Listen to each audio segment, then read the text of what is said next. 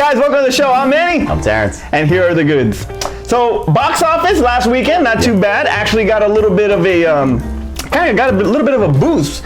Week before, Magnificent 7, great, did pretty good, you know, opened up at like 30 plus million. And this week we have a new box office champ. I guess he couldn't hold the title much longer. You know, no good run for Mag 7 because it lost to Miss Peregrine's Home of Peculiar Children. Try saying that 3 times. It had it only had like so many, not everybody's in westerns like they used to be in westerns before. But it's a remake. I mean, a lot of fans of the older movie. Yeah, those people were dead. And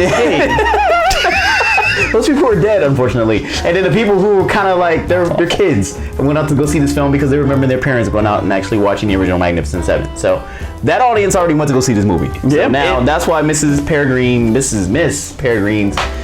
it's a young adult novel, so you get tons of teenagers going out to go see this film. It was all right. I mean, I did a few walk downs on it and saw certain scenes. Good makeup there, good special effects, good, much along the lines of Alice in Wonderland. That's what kind of reminded me of a little bit. Well, see, maybe a little Harry Potter-ish. Well, see, that was the biggest knock on this film is that and I made this joke in the review, is that there are kids with extraordinary abilities who live that are peculiar. Yeah, that live in a house by a headmaster who teaches them how to use their abilities. That sounds like X-Men. That sounds like X-Men. That sounds very... and it sounds like Harry Potter. So that was the biggest knock on this film, is that it seemed like it was a ripoff of Harry Potter and X-Men, but it was completely different. The same but completely different. But completely different. Completely different. The only problem I had with this movie is that they set up a certain lore with it, and then they like got you going, got you really into it, and then they were like, oh, okay, don't worry about that. And then they started doing stuff that didn't make sense to the lore, that little bit of lore that they gave you, and just like, why is this happening? And then the movie ended, and that was it. That sucks. Anyway, but it did pretty good to 28 million. Opened up number 1. Number 2 was Deepwater Horizon. Since the Transformer 6. Since the display on my above my auditorium, my display, it cuts it, so it says Deepwater Ho. So I think that's probably why a lot of people bought those tickets. That's probably why. That's why it was packed. It was Deepwater Ho. I gotta go see that one. Yeah. So that was number 2. Number 3 was Magnificent 7. Dropped all the way down to 3. Holy crap. Still did fairly good numbers. Not too bad. It's proven to be a little bit of a success there. You can't go wrong with freaking Denzel and Antoine Fuqua. If it stays in the top 5 for a few weeks, then that's a success. Who cares that it fell out of number 1? If it just stays and maintains and keeps making money, then that's all that really matters. Yeah, number 4 was Storks, which is a surprise to me that this movie has not done better. Moderate marketing, I guess they just can't. Especially since there's no other kids film. Exactly. I mean, it hasn't. And it's a really good movie. When my kids were talking about, let's go see Storks, I was like, I really don't want to see this movie, and I actually watched it, and it was actually a really funny movie. So I'm surprised when you have movies like, what was it, Home? With that crap fest movie that was so bad. Well, and this one is not doing well. And it's like, I guess because everybody's preparing for Halloween, and maybe they're looking more towards getting to horror films. Or, maybe. Or maybe the kids are not running it because they're trying to get their Halloween costumes going, and adults are going out to go see movies. But I'm really surprised that this one's not. It should have been like at least 2. Yeah, and rounding out the top 5 is Sully, which is pretty much already hit the 100 million mark.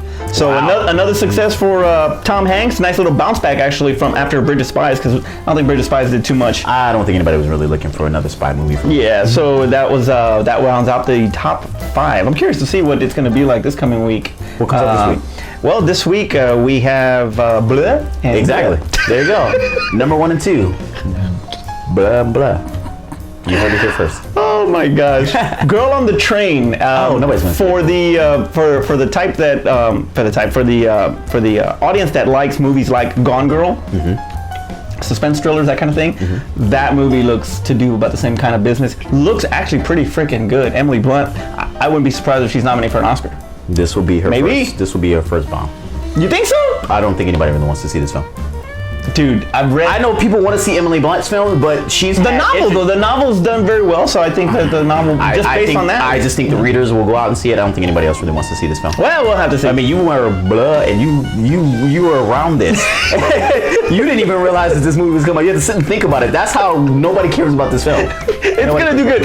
I'm saying that it's going to be either number 2 or number 1 next week, so look for that. Number 6. Oh, man. All right. In celebrity WTF news. Wow. I guess it's not. I don't know if it's WTF news. I mean, it is kind of WTF. Yeah, I guess so. All right. What really happened? So This is just crazy to me. In Paris, France, during Paris Fashion Week, Kim Kardashian was over there, and she was robbed at gunpoint by niggas in Paris. Tell us about niggas in Paris. Sorry. She was there to attend this fashion show, and she was. I guess these guys were dressed like cops or security or something. I don't know what the hell. I thought you were gonna say they were dressed like niggas. They didn't. They were not dressed like. Okay. Anyways, they pretty much gagged her, which she's probably used to in that. But they tied her up and everything. They took her stuff. $10 million worth. That's crazy. $10 million worth of jewelry. That you would even carry around $10 million worth of jewelry. Where's her security? That's what I said. Especially celebrities of this particular status are supposed to travel around with, security. People were supposed to be with them when they make. I know she was in a hotel and maybe they thought they were safe in the hotel, but that's the reason why that, hey, I'm gonna be here, put some people at the door, maybe put some people in the lobby, When you're dealing with such a high profile celebrity like that, you're absolutely right. You gotta have a little bit more security than that. Now earlier in the week, there was a little bit of an incident also with her. Celebrity harasser Vitaly Seduk, I think I said that right, rushed past fans to kiss her butt. Did he make it? He made it. Can I high five that guy? Well, he can't. I don't think he has to go far because it's way. Oh, but still. And I'm making. Oh, this is awful. This is so bad. Why are we laughing at this? I'm making light of the fact that he did this, but that's still scary. That is. That's very scary to have somebody rush past what and in your little safe zone and be able to touch you like that when you're trying to make sure that they don't. Exactly. So that's really scary. And I saw a clip where Kanye was on stage and he was performing and he got notification and he just ended his concert right there and left off to go be with his wife. It's very scary, and I'm not even a celebrity. If that was happening to somebody that's important to me, I would be really upset about it. And the simple fact that from the details that I heard about it is that the concierge, they made him take him to the door, and I was like, so there is no security anywhere in this hotel. Yeah. The simple fact that they got to him and then they walked all the way up there pretending to be security guards and got to her. That's horrible. I feel bad for her. As much crap as they get. I'm glad she's safe. Yeah. Straight up, in all honesty, I know we make fun and all, but the truth is that I'm glad you're safe. I hope you get better security, man. They got it. But even it's not even just her. Just in general, Fashion Week in Paris after the tragedy that happened last year in Paris. It was last year, right, Aspen? The tragedy that happened last year in Paris. You got to have better security than that, especially when you have Fashion Week. You have these fashion shows. You have all these celebrities. You have all this. There's a lot of money there too. Yeah. I mean, you gotta really be a little bit more careful in that. You were absolutely right. Kanye was doing his show. He was actually probably about an hour in. He was in the middle of doing Heartless, and I think it was Heartless. And then he he rushed off. Family emergency. Canceled the rest of the show. Everybody booed. Everybody was pissed off. Yeah, because they really didn't know exactly what was going on. This is the bad part, is that they were allowed no refunds. So they were there. They were there for about an hour. And it was over with no refunds. I guess they're going to do no refund because he gave him at least an hour of performance. But you couldn't expect him to finish out the rest of the concert knowing that information. Absolutely. The sad part about it, though, is that the Kardashians get a lot of crap about, having their lives set up and be staged for television. Is that a lot of people, and I kind of heard a little bit of the buzz behind it. Is like everybody was like, was this set up for like attention or That's awful. That's horrible. But at the same time, what is really horrible about it? Is it more horrible that they would think that they would do that, or that they kind of have a reputation of possibly doing It's both. In the where was the camera crew in this whole thing? Aren't they supposed to follow her everywhere she goes to film for TV? Well, maybe this is just not part of the show. For her going to Paris would not be part of the show. But another thing is, how about the what does that say about the just celebrities in general, and how now you understand why celebrities are so standoffish to you when you want to make some type of contact to them, because they don't know who you are. I mean, you could be something like these guys dress as police, so you would. I mean, I'm sure that's all one reason why she opened the doors, because they look like police officers. So if you can't trust people dressed as police officers, why would you trust a random fan? So yeah, absolutely. But when you think about it too, I mean, as much as she is in the limelight, maybe that it's going to start affecting like maybe they'll cut back on the selfies. Maybe they'll cut back a little bit on the self-promotion. Maybe they got to ease back on the branding. Maybe they got to just, These are the Kardashians you're talking about. And that's my point, and that's sad, but it's the truth. I think maybe they've kind of overdone it at times, and this is a way. No, it's bad. No, I'm not blaming them. I know it's something. They didn't get robbed because they didn't get robbed because they were attention seeking. No, they got robbed because they're millionaires. Right, and but that's my point. Look at they're overexposing sometimes on the show with all the vacations they take, the stuff that the cars that they drive, the money that they spend, that's how she became famous. I understand. No, that's not why she became famous. I mean, that's what I know. Anyway, so that's how it can. But do you understand what I mean? I mean, like, how much over branding is too much? Maybe maybe just certain people just have to stop. Like slow down a little bit and not overexpose themselves, especially their private lives. I hope that somehow that they kind of skip over this in the show. I hope they don't focus on it. Yeah, I hope they don't make money off of this. If they do bring it up in the show, people are going to say that this was just a media stunt. So I just let it go. Y'all didn't have a camera crew there anyway. Don't bring mention to it into the show and let it go. And I hope that she does better. And Kanye, take care of your wife. Yeah, exactly.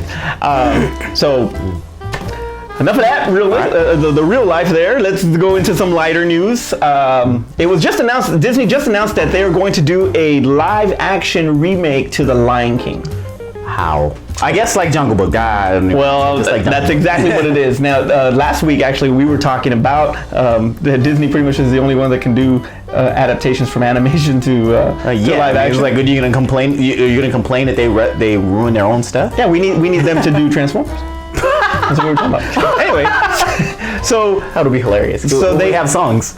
So they tapped Jon Favreau, who directed The Jungle Book. Very successful. You would figure they would get him. Yeah, and they're gonna tap him to direct the remake of The Lion King. And so who is now going to be compared to James Earl Jones? Well, they can actually just have James Earl Jones do it again. They probably won't. Why not? Because then you would be comparing it too much to the original film. True, but who else could? I don't know. Keith David. Maybe. Actually, he'd be Scar. He'd be better Scar. No, you gotta have Jeremy Irons back as Scar. Well, they're not gonna get Jeremy Irons back. Gotta have Jeremy Irons back. All right. Anyway, Jungle Book made $965 million on a $175 million budget. I can't believe they made that movie for only $175 million. Yeah, but they did, and it got a great cast. It had a great cast: Idris Elba, Scarlett Johansson, Ben Kingsley, your favorite Bill Murray. They had should have been John Goodman. They should have been John Goodman. They had a great cast. The original Lion King made $968 million in 1994. That's crazy. With a budget of $45 million. That is craziness how much money that movie made. Yeah. So it's insane, man. This movie is gonna make a lot of money, especially if they bring it out like in March or April, when, around that springtime. I think that's when it's gonna be more beneficial. If they put it in July or June, I think it'll do like okay, but it's not. It needs to come out earlier. All right, I'm gonna be the wet blanket in this because I don't want to see this film. Because they're gonna do what they did with Jungle Book. Jungle Book was a good movie. It just had a lot of flaws, and I think it took away from the original. And the original isn't as beloved as Lion King, so you're gonna have a lot of critics with Lion King. That's very true. This movie should not really be made. I mean, unless you redo exactly the original film, bring all the cast back, cast them all as characters again, and basically just give me a live-action CG version of the original film. This movie is gonna be judged against the original, and it's kind of pointless to do it. Do another property, Disney. Do something. They're not gonna do it. And also, too, the simple fact is that. Are they going to sing? Because that was some of the worst parts of the original Jungle Book was the songs that they forced into that film. It seemed like they weren't going to do songs in the movie, and then they forced in, I want to be like you. God, he screwed up. I want to be like you so bad, and they're going to screw up so many songs in Lion King. So I'm on a rant. I'm sorry. I didn't mean to. Did you do the pole position? I did. I didn't even hear the rant. All right. It looks to be that they're going to use the same tech, obviously, the same technology that they used for the Jungle Book, which is great, and that's going to be a good thing. I think you're right that if they don't have the songs and all that, it could probably hinder it a little bit. But you look at Maleficent, which was more or less. Do you remember the songs? All right. No, you don't. Nobody remembers the songs in that movie. But people remember the songs in Jungle Book, and which is why I'm complaining about Jungle Book. And people will definitely remember the songs from Lion King. Oh my God, just wait till they get to Aladdin. I hope they don't do Aladdin. Just wait till they get to Aladdin. Don't do Aladdin. Don't do Lion King. What are we talking about? Do Alice in Wonderland. Wait, we already seen it. We already did it. That was bad. That was just as bad.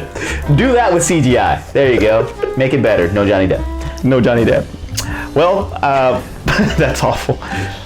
Netflix. We were talking about Netflix last week, and they were a couple of shows ago, and they're bringing out some really good stuff. Well, the latest one that we got to see this past weekend was Luke Cage. Right. Luke Cage finally showed up. Finally. As its own. Now he did debut on Jessica Jones, and made his way. Now he's got his own show. And let me tell you right now, that freaking the guy that plays Luke Cage is awesome. Yeah. It's awesome. Reminds me a little bit of our good buddy Marcellus for some reason or another. I don't know why, but he does. So how far did you get into the season? I am on episode 5. You're on episode. I finished the whole season. Beautiful. I did a marathon. Terrence, tell me what you think about Luke Cage. I'll give you, I guess, a little bit of not even a synopsis, just a synopsis of my thoughts on it, because I was thinking about actually doing a review on it for the whole season. But give me the cliff notes. I think, more or less, I think that the season had a shaky first episode. I agree. I think when it got to episode 2 and about episode 8, it was good, and then they changed main villains, and that's where I thought it had a problem. Because I think the original villain in Cottonmouth, and I'm not trying to spoil it for anybody because we already know Cottonmouth is the villain of the series, I think that he was good enough to go through the whole season. If they were going to change villains, I'll just say it that way, if they're going to change villains towards the later part of the season, then they should have just cut this season at when they changed villains. I think they should have cut it there and maybe given him a set, because in my homework to Luke Cage before the season started, I wanted to know about all the different characters in his particular universe, and there's other ones which they do touch on in the series, especially when you get later, and they did basically all his major ones in this season. And I wonder, it's because they didn't have thoughts of a season 2 with this, so they just did everybody in this season, which I think maybe those could have waited for a second season. I think they should have focused on one villain, and I think that villain was good enough to make it through the whole season. So I think the ending got a little weak in the fact that they changed villains, and then they had to force feed you with all this new villain. And the end and the very beginning of first episode, because if you're trying to think about watching Luke Cage, don't check out after the first episode, because I almost did. I was like, ooh, this is not what I wanted. But what do you mean? Because it's some of the dialogue in the first one. Oh, you're talking about the first episode? The first episode. The first episode is what I meant. It was really it was I don't know. There was something. You're right. There was something about it that did seem a little off. It just wasn't clicking, and I was almost like, it was not. This is not good. Yeah. I thought the second episode, it was better, and the third was very, very better. It was very better. Yeah. Number 3, episode 3 was very better than the first one, definitely.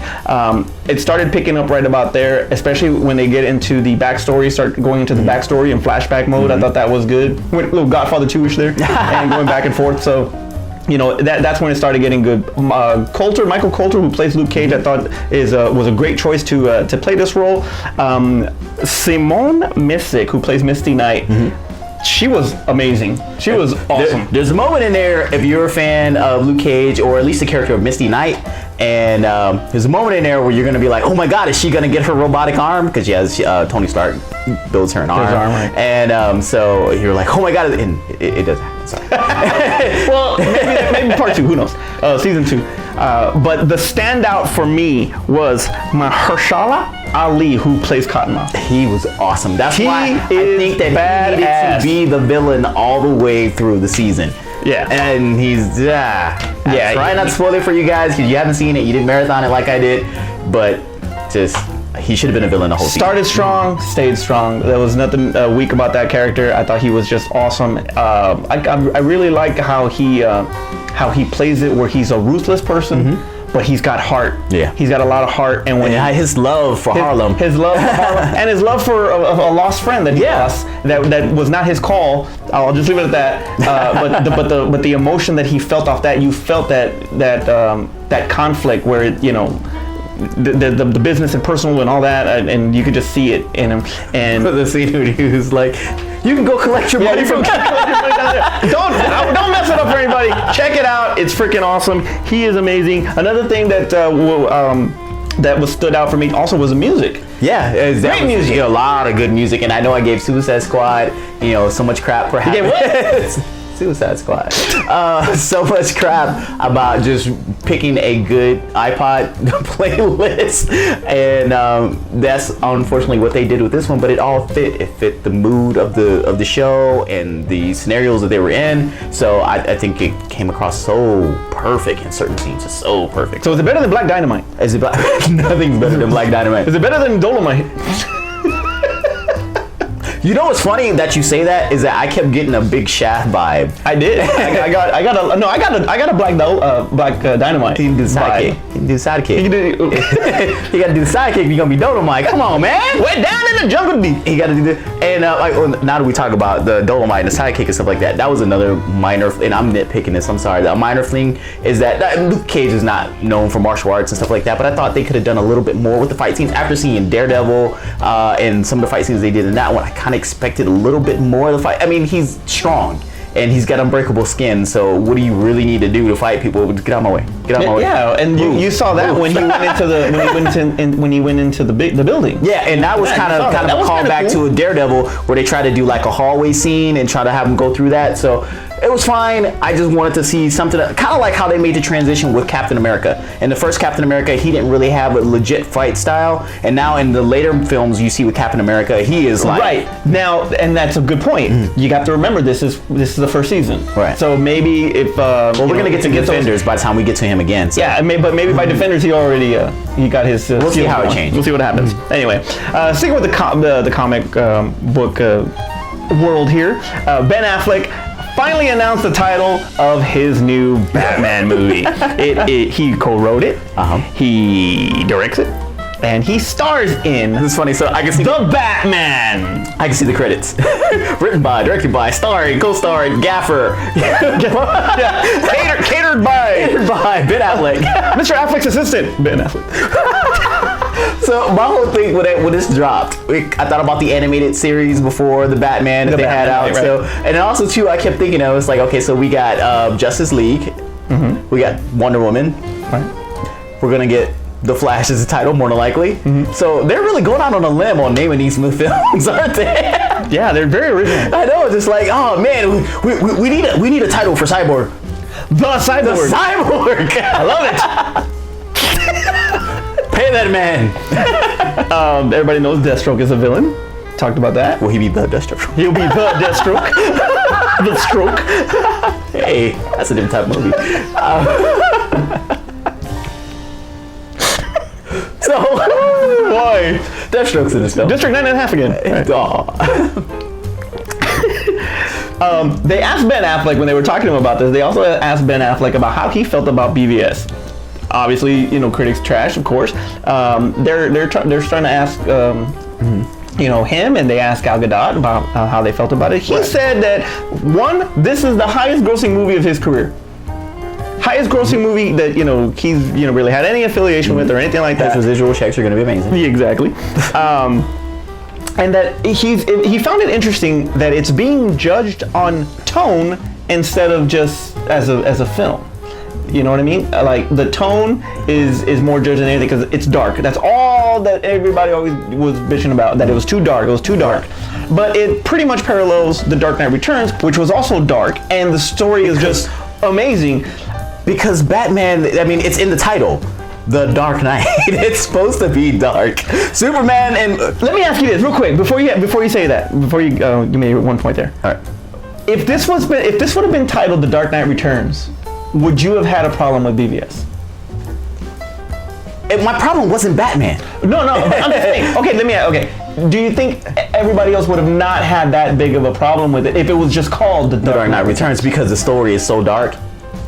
Probably not, because the thing about it is that Superman wasn't established as outside of the one film wasn't really established. So we got sad Superman in the first film, and then in the second film we get sadder Superman, super sad Superman in the BVS. So I think that was just a culmination. So is he the saddest in Justice League? He's dead. Man, that's pretty freaking sad right there.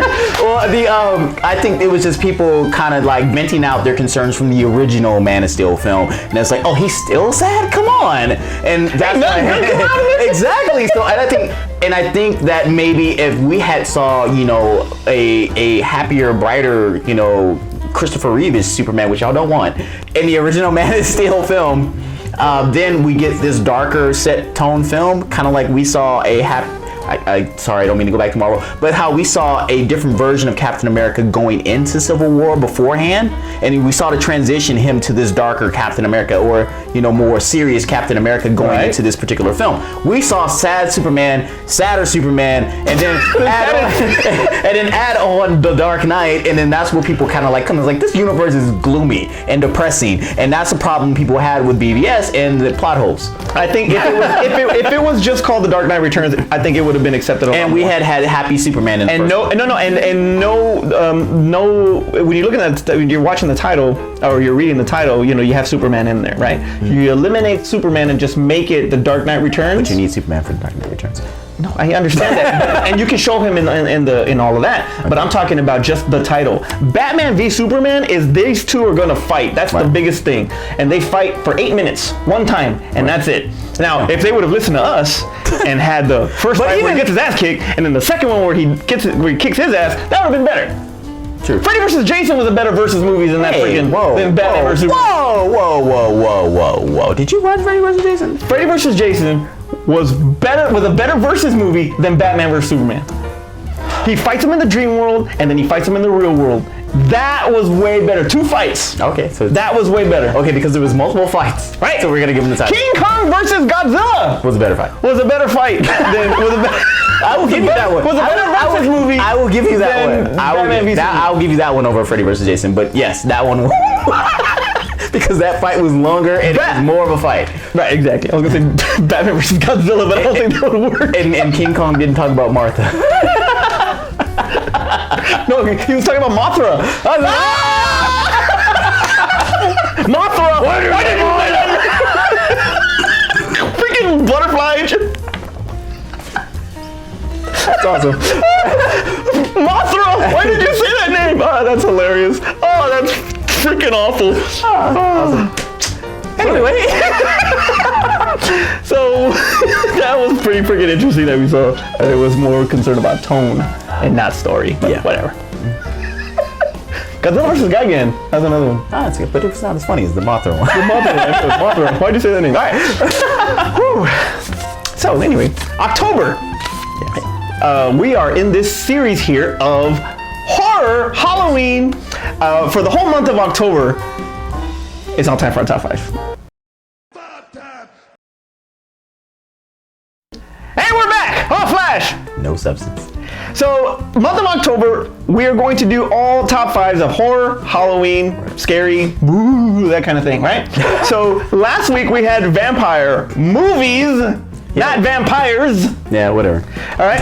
This week is going to be chapter 2, and it's going to be werewolf movies, not werewolves. Forget it. Whatever. So, Terrence, go first. All right, so I realized making my top 5 that, you know, I got problems with a bunch of werewolf movies. So there are werewolves that I like, but there's a bunch of movies where I'm like, it's okay. And this part I didn't like. Any movie, even the vampire ones, if you can do that. There's some I just like all the way through, but there's vampire movies I don't like all of them all the way through. But I like a majority, say a good 75% of them. So anyway, my top 5. Number 5, Ginger Snaps. Catherine Isabel. Yeah. It's one of those, and I like when films do something different. This one was a werewolf movie, but also kind of did a coming of age, dealing with a woman getting her first period and stuff like that, and the change as they refer to it in the the curse is what they refer to it in the film. Most werewolf movies always deal with a man or a young man, kind of coming of age, and this one dealt with a girl, and dealt with a teenage girl, and like almost like a family curse and stuff like that. So I thought that was a good change on werewolf movies, and I like how they did the werewolf. I like how the design of it, the little kill scenes that they did. Actually, it's an underrated film, and I actually believe it's a cult hit at this point. It is a cult hit, and it's like spawned so many freaking sequels. I mean, she's pretty much made a career off this one. She was in Freddy vs. Jason we were talking about earlier, but just the first one's the only good one. I heard 2 was good. I haven't seen that. I did not really care for 2, and that's where I stopped. Was at 2, but the first one was really good. So that brings us up to number 4. Number 4. The Howling. The Howling. That's a good one. A lot of the they start their period in that one too. A lot of werewolf films, and especially werewolf films of today, they don't make the werewolves, a werewolf. In The Howling, they really they go the scare factor of it. It's grotesque, and this thing just kind of goes in. It's more wolf than man, but it's the definition of a hybrid of wolf man type deal. And it's not a guy in makeup with fur on. It's not like a wolf that we're just gonna call werewolf. It is the hybrid between the two with the legs all bent back, and I mean it's got a flaw with the limitation of special effects for the time that it came out. But from what they did, from when the time it came out, I think they did a great job. It's totally scary and just... Yeah, part 2 sucked. Stay away from that. Okay, I said The Howling. Part 2 sucked. Stay away from that one. Sybil Danning, though. All right. She was good back in the day. Number 3. Wolfman with Benicio del Toro. And I had to stipulate because there are other Wolfmans out there. I thought the makeup was good. I thought the makeup was great. I thought the way that they showed him lightning fast with his attacks and stuff like that. The only drawback, so they said 75% of werewolf films is the infight with him and his father. I thought that was kind of lame.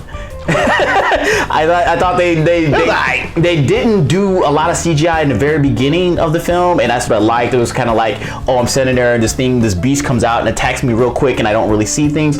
And then they do this whole CGI thing with him and the fight. It got kind of lame at the end, but the rest of the movie, 75% of the movie, is good. Well, you can think about those old Lon Chaney movies, and that's what they were trying to do. And I thought it was worth the effort on that part. It's just, and the makeup, like I said, the makeup was amazing. Yes. But there's just some parts of it that were the end. On the period. Number 2. As much as I have problems with this series, Underworld: Rise of the Lycans. The one without Kate Beckinsale? Yes. That's horrible. Yes, the one without Kate Beckinsale. Marla Mitra's great actress, but the one without Kate Beckinsale. Because this one gave us more of the werewolls. And the original film... Because it was called Rise of the Lycans? Well, yeah, true. But the original film... they gave us a little bit, and then they focused on... what was the head Lycan in the original film? Can't remember his name. I have no idea. Whatever. They focused on him, and they really did away with, and it was just kind of like vampires just massacring werewolves. In Rise of the Lycans, they were on equal, aside from the slave master thing at the beginning, but when they actually had a battle, they were on equal footing. They were it was oh, we're not just death dealers going out and we got all these weapons and we can just mow you guys down. This one, they had to really fight and use their powers and stuff like that. And I like the backstory that they set up with them. And they, like I said before, with the Howling, they give us werewolves. They don't give us wolves. They give us werewolves. I mean, admittedly, they're all CGI, but still, the transitions that they do are really awesome, and the fact that it's a wolf. Oh, okay. I mean, it's not a wolf; it's a werewolf. That's a good movie. I like it. All right, number 1. Number 1. Why is there even any thought of what I'm going to pick as number 1? Teen Wolf. Teen Wolf. God dang it, man! Teen Wolf is the number 1 werewolf of all time. You are out of your freaking mind. How dare you talk against the greatness of Teen Wolf? Michael J. Fox at his best. Teen Wolf. Well, we talked about coming of age. That is a coming of age film of a lifetime. And he was on the period. And he was more puberty is what he was going through at the time. Didn't do his change. Michael J. Fox at his best and not Back to the Future? Well, we're talking about werewolf movies. His best in a werewolf movie. You mean not Justin Bateman on part 2? Oh God, we will never, ever speak of that movie ever again. Again. That's but hilarious. Yes, Teen Wolf, number 1 werewolf movie. You're crazy. All right. I like how he knew what I was going to pick. I can't believe that you... All right, number 5. Give me a better number 1 than that. You know damn well I'm going to give you one. All right, number 5 for me was actually Wolf. with Jack Nicholson. I thought about that one. The makeup with that, I mean, that was actually really good. He just has that look, man. That's just, whether he's playing the Joker, you know, or just One Flew Over the Cuckoo's Nest, anything. I mean, this guy is just freaking, he was just awesome. He's just got the face and the look that just says that he can be anything, vampire, anything. No, I didn't pick that one, or it's because I thought he was too old. Yeah, but still, regardless. I mean, even James Spader would look, I mean, his look in the whole thing was good also, when he was playing the werewolf. Nothing is sexier than Michelle Pfeiffer with the yellow eyes when she's walking, but Michelle Pfeiffer in anything. But yeah, but it was really good. Mike Nichols directed it. It was like there were some scenes that could have been better. There could have been a little bit more kill scenes, true, but just the makeup. I just loved it for the makeup the most than anything, and his look. Number 4 was Wolfen. Now this is old school. No, it is old school. This is old school. This is 1991 Albert Finney, Gregory Hines stuff. It's very raw, very gritty. It kind of reminds you of Wolves meets like the Warriors.